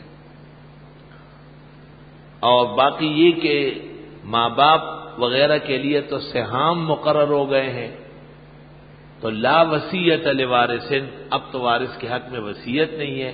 ابن عباس سے منقول ہے کہ پہلے وصیت فرض تھی اور ذوی الفروض کے حقوق لازم ہونے کے بعد وصیت مستحب رہے گا۔ یہ وہ مسئلہ ہے جس میں امام شافعی اور امام محمد کے درمیان 60 مناظرے ہوئے ہیں، 60 مناظرے۔ فمن بدلہ بعد ما سمعہ، جس نے بدل دی وصیت بعد اس کے کہ وہ سن چکا تھا، فإنما اسمہ علی الذین یبدلون، پس بے شک گناہ اس کا ان لوگوں پر ہے جو وصیت بدل دے۔ ان اللہ سمیع علیم، بے شک اللہ سننے جاننے والا ہے۔ یہ ایک اشکال تھا، اشکال یہ ہے کہ اگر وہ وصیت کر بھی لے تو وہ تو دنیا سے گزر رہا ہے، رشتہ دار آگے پیچھے کر سکتے ہیں، فرمایا آگے پیچھے کرنے والوں کو ہم بھی پھر آگے پیچھے کر دیں گے۔ فمن خاف من موص، جو کوئی ڈرتا ہو وصیت کرنے والے سے، جنفن کی زیادتی کر لے گا، او اثمن یا گناہ کی وصیت کر لے گا کہ میرے مرنے کے بعد اتنے پیسے 11ویں پر خرچ کر لو، میرے مرنے کے بعد اتنے دیگ عبداللہ شاہ غازی کے مزار پہ پکواؤ، یہ سب گناہ۔ جنفن یک طرف، او اسمن یا گناہ۔ فاصلح بینہم، پس اصلاح کی ان کے درمیان، یا تو اس کو سمجھایا کہ دنیا سے جاتے جاتے کیوں گناہ کرتے ہو، اور یا لوگوں کو سمجھایا کہ تمہارے آدمی نے وصیت کر کے گناہ کیا ہے، اب اس وصیت پر عمل ضروری نہیں۔ فتاوی شام میں ہے ان الوصیت بالباطل باطلۃ، ناجائز وصیت ناجائز، اگر وصیت روک لی گئی تو مردہ بچ جائے گا، اور اگر وصیت جاری کر لی گئی تو سیئہ جاری ہوا۔ یہ مطلب ہے فاصلح بینہم فلا اثم علیہ، کوئی وبال نہیں ایسے پر۔ ان اللہ غفور الرحیم، بے شک اللہ بخشنے والا رحم والا ہے۔ یا ایھا الذین آمنوا، تیسرا قاعدہ، اے ایمان والو، کتب علیکم الصیام، فرض کیا گیا تم پر روزہ، کما کتب علی الذین من قبلکم، جیسے فرض کیا گیا تھا ان لوگوں پر جو تم سے پہلے تھے، لعلکم تتقون، تمہیں گناہوں سے بچنا چاہیے۔ روزے کے ذریعے رزق کم ہو جاتا ہے، شہوات کمزور پڑ جاتی ہے۔ ایام معدودات، یہ دن ہے گنتی کے، 360 دنوں میں سے 30 دن کچھ نہیں۔ فمن کان منکم مریضا، جو کوئی تم میں بیمار ہو، او علی سفر، یا سفر پر ہو، فعدۃ من ایام اخر، پس گنتی پوری کرنی ہوگی اگلے دنوں کی۔ ظاہر ہے ہر مرض نہیں ہے جس میں روزہ رکھنے سے بیماری بڑھتی ہو یا خوف ہلاکت ہو، ہر سفر نہیں ہے۔ سفر شرعی حنفی فقہ کے مطابق انگریزی میل کے اعتبار سے 48 میل دور جا رہا ہو کم از کم۔ ایسا بیمار ہوا جو شرعی مرض ہو، اور ایسا مسافر ہوا جو شرعی سفر ہو، تو وہ روزہ نہ رکھے، افعدتن، پھر گنتی پوری کر لے، من ایام اخر، اگلے دنوں سے۔ وعلی الذین یطیقونہ، اور ان لوگوں پر جن کی طاقت نہیں ہے روزہ رکھنے کی، نہیں رکھ سکتے، اب شیخ فانی ہے، بڈھا ہے، بہت کمزور ہے۔ فدیۃ، کھانا کھلانا، طعام مسکین، فدیہ ہے کھانا کھلا کرنا دار کو، ایک مسکین کو 2 وقت، یا 1 یا 2 مسکینوں کو 1 وقت، یا 1 روزے کے بدلے میں۔ فمن تطوع خیرا، پس جس کسی نے بھلا کیا اچھا، فهو خیر له، وہ بہتر ہے اس کے لیے۔ یعنی حکم تو ہے ایک روزے کے بدلے میں کم از کم ایک مسکین کو 2 کھانا کھلانا یا 2 مسکینوں کو 1 وقت کا کھانا کھلانا۔ بخاری شریف میں حضرت انس سے منقول ہے کہ کھانے کے اندر گوشت اور روٹی، خبزن ولحم، گوشت اور روٹی، یہ متوسط کھانا ہے۔ دال سبزی گرا ہوا کھانا ہے۔ مرغ بریان بہت اعلیٰ کھانا ہے۔ وَكَذَلِكَ جَعَلْنَاكُمْ أُمَّةً وَسَطًا، تمہارے سارے احکام میان روی کے، اعتدال کے۔ وَأَن تَصُومُوا خَيْرٌ لَكُمْ، اور روزہ ہی رکھو اے بیمارو، اے مسافرو، یہ بہتر ہے، إِن كُنتُمْ تَعْلَمُونَ، اگر تم جانتے ہو۔ عام طور پر مفسرین فرماتے ہیں کہ ابتدا میں اختیار تھا کہ جو لوگ روزہ نہیں رکھ سکتے ہیں وہ ایک غریب مسکین کو 2 وقت کھانا کھلائے، یا 2 غریب اور مسکین مسلمانوں کو 1 وقت کا کھانا دے۔ اور مولانا انور شاہ سے فرماتے ہیں کہ یہاں تک یہ احکام جو تھے یہ ایام 20 کے ہیں اور عاشورہ محرم کے ہیں، اور روزے کے احکام کے لیے یہ تمہید کے طور پر ہے۔ روزہ اب شروع ہو رہا ہے۔ شہر رمضان الذی انزل فیہ القرآن، مہینہ رمضان کا وہ ہے جس میں اتارا گیا قرآن، ھدی للناس، ہدایت لوگوں کے لیے، وبینات من الہدی والفرقان، اور روشن دلیلیں ہیں ہدایت کی اور حق و باطل کے درمیان فرق کرنے والی۔ فمن شہد منکم الشہر، جو کوئی موجود ہو تم میں سے رمضان کے مہینے میں، اللہ نصیب فرمائے ایمان کے ساتھ عافیت و خیر سگالی سے، فلیصمہ، پس وہ روزہ رکھے، فرض ہو گیا قطعی پورا مہینہ۔ ومن کان مریضا او علی سفر، اور جو کوئی بیمار ہو یا سفر پر، فعدۃ من ایام اخر، پس گنتی پوری کر لے اگلے دنوں سے۔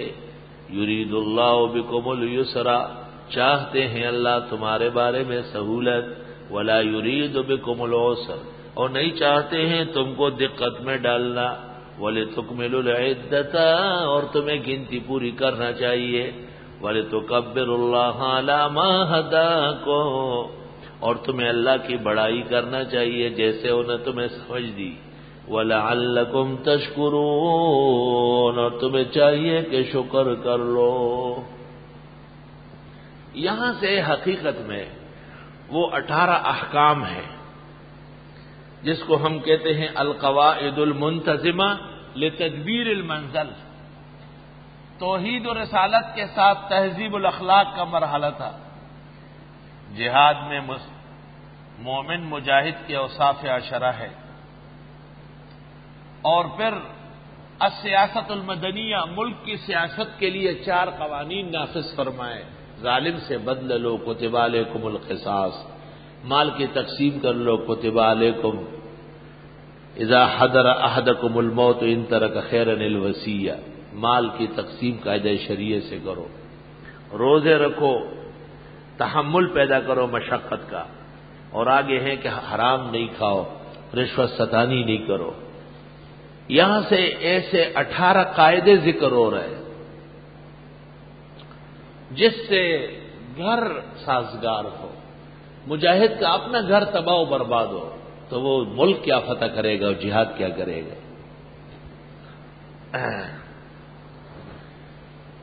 القواعد المنتظمہ لتدبیر المنزل 18 ہے۔ نمبر 1 الانفاق، آیت نمبر 215۔ نمبر 2 القتال، آیت نمبر 216۔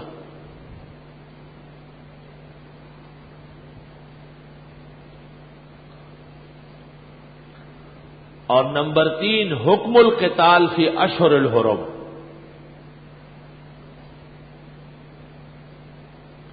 آیت نمبر 217۔ النہی عن الخمر والمیسر، شراب اور جوئے پر پابندی، آیت نمبر 219۔ اصلاح الیتامى، آیت نمبر 220۔ نکاح المشرکات، آیت نمبر 221۔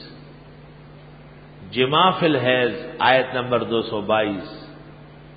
مقصد الوتی آیت نمبر 223، التعظیم للہ آیت نمبر 224، الالہ آیت نمبر 226، طلاق 228، رضا دودھ پلانے کے احکام 233، عدت المتوفی عنہا زوجہا، جس کا خاوند مرے وہ عدت کیسے گزارے گی 234، حکم الخطبہ 235، غیر مدخول بہا کی طلاق 236، حکم الصلاۃ نماز کے مسائل 238، وصیت کے احکام 240 نمبر، حکم المتع، خاتون مطلقہ ہو جائے مہر مقرر نہیں ہوا کچھ نہ کچھ دینا پڑے گا اس کو متع کے، آیت نمبر 241۔ یہ 18 قواعد اور ضوابط ہیں تدبیر منزل کے لیے، گھر بنانے کے لیے۔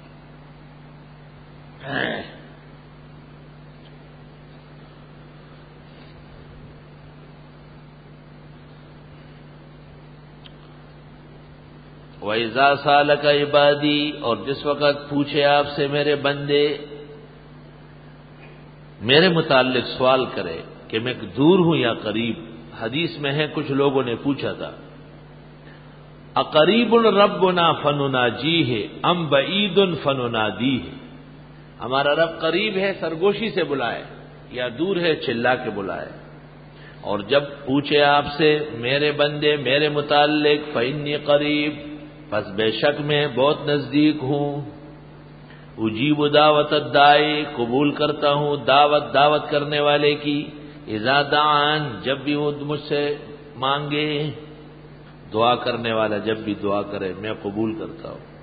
فلیستجیبوا لی، پس وہ اطاعت کر لے میری، ولیؤمنوا بی، ایمان قائم رکھے مجھ پر، لعلہم یرشدون، تاکہ یہ کامیاب ہو سکے۔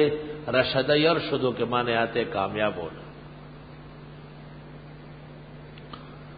احل لکم لیلۃ الصیام الرفث الی نسائکم، حلال کیا گیا تمہارے لیے رمضان کے راتوں میں جمع کرنا بیویوں سے۔ شروع میں یہ حکم تھا کہ جب تک آدمی جاگ رہا ہے تو کھا پی سکتا ہے، لیکن اگر آنکھ لگ گئی ہے تو روزہ شروع ہو جاتا۔ کچھ صحابہ کام کاج سے آئے، دن بھر روزہ تھا، بیوی کھانا تیار کر رہی تھی، ان کی آنکھ لگ گئی، جب اٹھ گئے تو کھانا بھی کھا لیا، بیوی سے بھی ملے، پھر خیال ہوا کہ یہ نافرمانی ہو گئی۔ اس کا جواب آیا حلال کیا گیا تمہارے لیے روزوں کی راتوں میں ملنا بیویوں سے، ہن لباس لکم، یہ عورتیں پوشاک ہے تمہارا، لباس ہے، آدمی کی عزت و پردہ ہے، وانتم لباس لہن، اور تم لباس ہو ان کا۔ علم اللہ انکم کنتم تختانون انفسکم، میاں بیوی کا جو آپس میں رشتہ ہے اس میں پردہ بہت ضروری ہے۔ خاوند عورت کا پردہ رکھے اور بیوی خاوند کا پردہ رکھے، اس لیے لباس کہا ہے۔ لباس جس رنگ کا بھی ہو آدمی کی عزت اس میں ہے، لباس قیمتی ہو یا کمزور قیمت کا ہو، نیا ہو یا پرانا ہو، لیکن آدمی کی عزت اس سے قائم رہتی ہے۔ عورت جیسی بھی ہے جب خاوند کے نکاح میں آئی اس کی نسبت سے وہ قیمتی ہو گئی۔ علم اللہ، جانتے ہیں اللہ، انکم کنتم تختانون انفسکم، کہ بے شک تم خیانت کرو گے اپنے بارے میں۔ یہ خیانت تھی نا کہ روزہ لازم ہو چکا تھا سو کر اٹھنے کے بعد اور انہوں نے کھا پی لیا۔ اللہ کو پتا ہے کہ تم خیانت کرو گے آپس میں۔ فتاب علیکم، اللہ نے تمہاری توبہ قبول کی، وعفان کو معاف فرما دیا تم کو، یعنی حکم اٹھا لیا۔ اب صبح صادق تک کوئی جاگے یا سوئے کھانے پینے جمع کی اجازت ہے۔ فالآن باشروہن، پس اب آؤ ملو بیویوں سے، وابتغوا ما کتب اللہ لکم، اور ڈھونڈو جو لکھا اللہ نے تمہارے لیے، وکلوا واشربوا، اور کھاؤ اور پیو، حتی یتبین لکم الخیط الابیض من الخیط الاسود من الفجر، یہاں تک کہ واضح ہو جائے تمہارے لیے داغا سفید داغے سیاہ سے یہ فجر ہوگی۔ فرمایا کہ کھاؤ اور پیو یہاں تک کہ صبح صادق ہو جائے۔ تو یہ کیسے پتہ چلے گا صبح صادق کس کو کہتے ہیں؟ صبح صادق اس کو کہتے ہیں کہ سفید داغے میں اور سیاہ داغے میں فرق کر سکو۔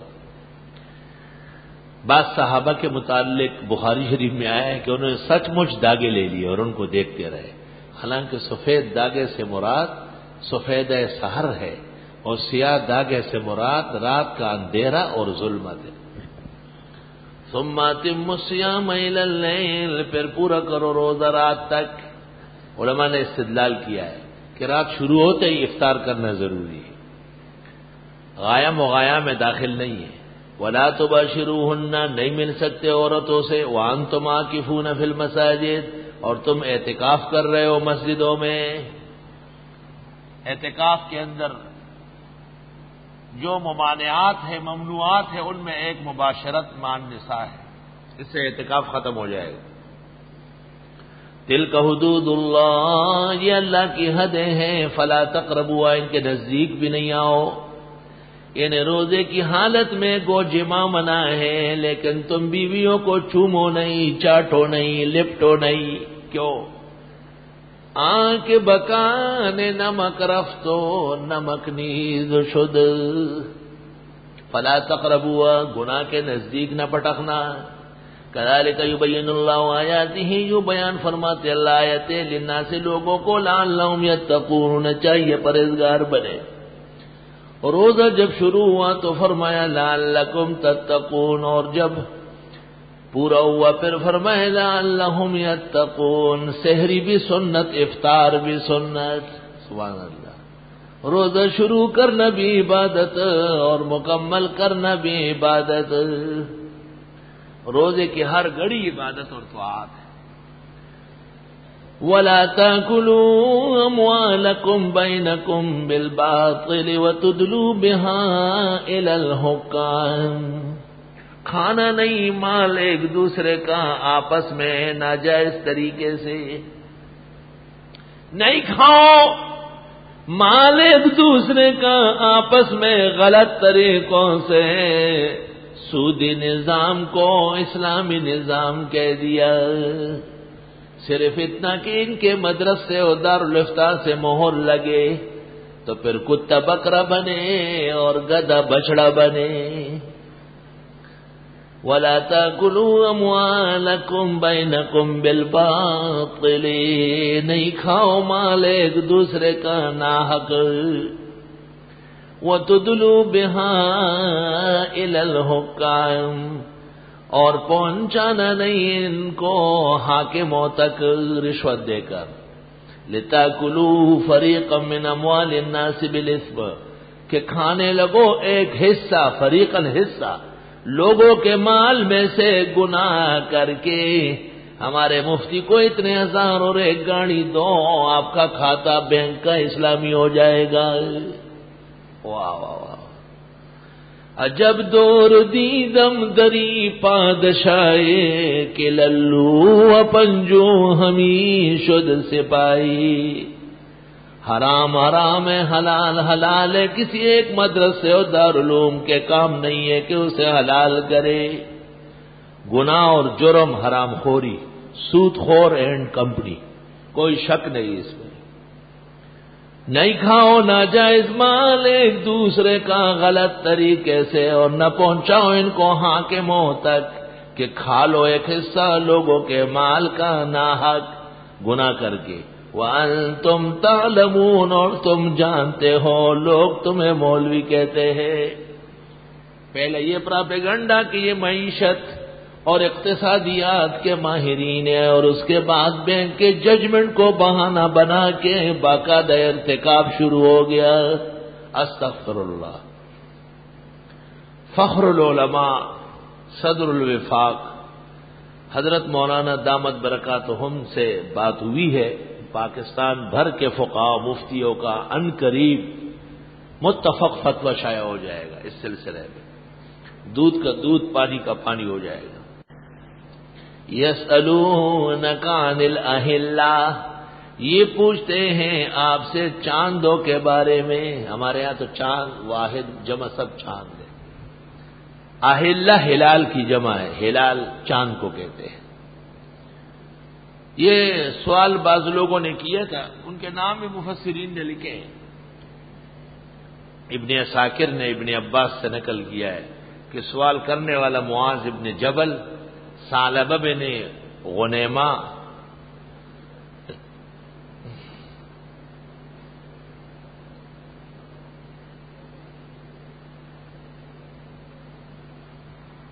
ثعلبہ ابن غنیمہ اور معاذ ابن جبل نے پوچھا تھا چاند کبھی چھوٹا ہوتا ہے، پھر متوسط ہوتا ہے، پھر بڑھنے لگتا ہے، پھر یہ ہوتا ہے، یہ کیسا ہوتا ہے؟ یہ ایک فضول سوال تھا. تو حق تعالیٰ نے اس کا جواب یہ دیا کہ چاند کا مقصد لوگوں کو اسلامی مہینے بتانا اور خاص کر حج کے احکام اور دن سمجھانا ہے. یسألونک عن الاہلہ، یہ پوچھتے ہیں آپ سے چاند کے بارے میں. قل فرماؤ ہی مواقیت للناس والحج، یہ اوقات معلوم کرنے کے ذرائع لوگوں کو اور خاص کر حج کے. حج تو ذی الحج ہی میں ہے. ولیس البر، پہلے لیس البر تھا، وہ خبر واقع تھی، اور ان تولوا وجوہکم بتاویل وہ اسم تھا لیس کا. ولیس البر، اور یہ لیس کا اسم ہی ہے. اور نہیں ہے کامل نیکی بان تأتوا البیوت من ظہورہا، کہ آنے لگو گھروں میں پیچھے سے. ولکن البر من اتقى، لیکن نیکی اس شخص کی ہے جو گناہوں سے بچے. واتوا البیوت من ابوابہا، آؤ گھروں میں دروازوں سے. واتقوا اللہ، اللہ سے ڈرو. لعلکم تفلحون، تاکہ تم کامیاب ہو. زمانے جاہلیت میں لوگ جب حج یا عمرے کا احرام کر لیتے تو پھر دروازے سے نہیں آتے، کہ دروازے سے تو پہلے آتے تھے، اب تو احرام ہے، تو احرام کی چادریں بندھی ہوئی اور پیچھے سے چڑھ رہا ہے مکان پہ چور کی طرح. حق تعالیٰ نے اس الٹے احکامات کو مسترد کر دیا.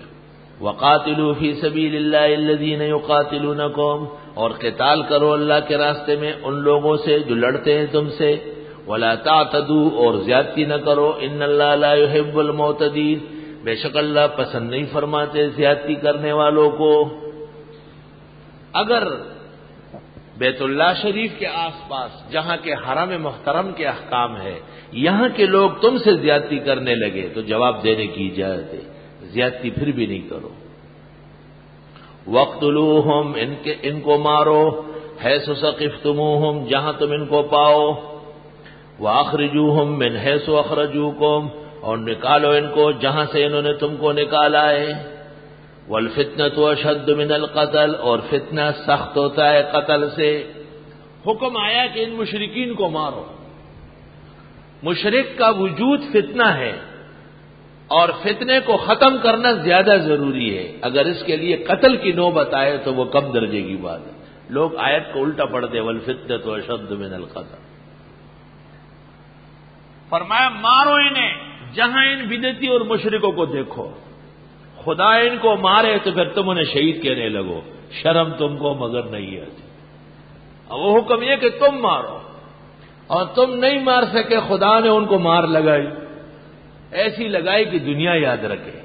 تو تم ان کو جنت الفردوس بھیجو. یہ کوئی اسلام آباد میں خالی مکان ہے کہ وہاں بھیج رہے گا؟ آپ کے باپ دادوں نے نہیں کہا ہے کہ میلاد کے محافل بدعت ہے، جلوس بدعت ہے؟ تو بدعت کرتے ہوئے کوئی مسلمان مرتا ہے. لا تموتن الا وانتم مسلمون. افسوس، صد افسوس. وقتلوہم، قتل کرو ان مشرکوں کو. حیث ثقفتموہم، جہاں پاؤ ان کو. واخرجوہم، نکالو ان کو. من حیث اخرجوکم، جہاں سے نکال چکے تمہیں. یعنی تمہیں موقع ملے تو مکہ خالی کرو. والفتنۃ اشد من القتل، اور فتنہ زیادہ سنگین ہے قتل سے. حرم کے پاس قتل کا حکم کیوں دیا؟ وہاں مشرک ہے، مشرک کا وجود فتنہ ہے. اس کو ہٹانے کے لیے قتل و غارت گری معمولی دھندا ہے، معمولی کسب ہے. ولا تقاتلوہم عند المسجد الحرام، نہیں قتال کرو ان کے ساتھ مسجد حرام کے پاس، حتی یقاتلوکم فی، یہاں تک کہ وہ قتال کرنے لگے تم سے وہاں۔ فإن قاتلوکم، پس اگر انہوں نے تم سے قتال کیا، فاقتلوہم، پس مارو ان کو، کذالک جزاء الکافرین، یہی سزائے کافروں کی۔ فإن انتہوا، پس اگر باز آئے، فإن اللہ غفور رحیم، پس بے شک اللہ بھی تو بخشنے والا رحم والا ہے۔ وقاتلوہم، ان کے ساتھ قتال کرو، حتی لا تکون فتنۃ، یہاں تک کہ نہ رہے یہ شرک کا فتنہ، ویکون الدین للہ، دین خالص رہے اللہ کا۔ فإن انتہوا، پس اگر یہ باز آئے، فلا عدوان الا علی الظالمین، پس نہیں ہے زیادتی مگر ظالموں کے ساتھ۔ سن 1981 میں جب کعبہ شریف پر حملہ ہوا تھا اور علماء نے فتویٰ دیا تھا کہ حملہ کرنے والوں کو حرم کے اندر مارا جائے، تو ان آیات کو علماء نے فتوے میں لکھی تھی، وَلَا تُقَاتِلُوهُمْ عِنْدَ الْمَسْجِدِ الْحَرَامِ حَتَّى يُقَاتِلُوكُمْ فِيهِ فَإِنْ قَاتَلُوكُمْ فَاقْتُلُوهُمْ كَذَلِكَ جَزَاءُ الْكَافِرِينَ وَقَاتِلُوهُمْ حَتَّى لَا تَكُونَ فِتْنَةٌ وَيَكُونَ الدِّينُ لِلَّهِ فَإِنِ انتَهَوْا فَلَا عُدْوَانَ إِلَّا عَلَى الظَّالِمِينَ۔ الشہر الحرام بالشہر الحرام، حرمت کا مہینہ حرمت کے مہینے کے بدلے میں ہے، والحرمات قصاص، اور حرمتوں کا بھی بدلہ لینا ہے۔ تم نے ہمیشہ حرمتیں توڑی ہے۔ اگر کئی صحابہ نے حملہ کیا، انہوں نے یہ سمجھا کہ یہ جمادی الثانیہ کا آخری تاریخ ہے اور وہ رجب کی پہلی نکلی، تو شور مچا دیا۔ فمن اعتدى علیکم، جس نے زیادتی کی تمہارے ساتھ، فاعتدوا علیہ، تم زیادتی کا جواب دو اسے، بمثل ما اعتدى علیکم، اتنا جتنا اس نے زیادتی کی تمہارے ساتھ۔ واتقوا اللہ، اللہ سے ڈرو، واعلموا، جان لو، ان اللہ مع المتقین، بے شک اللہ پرہیزگاروں کے ساتھ ہے۔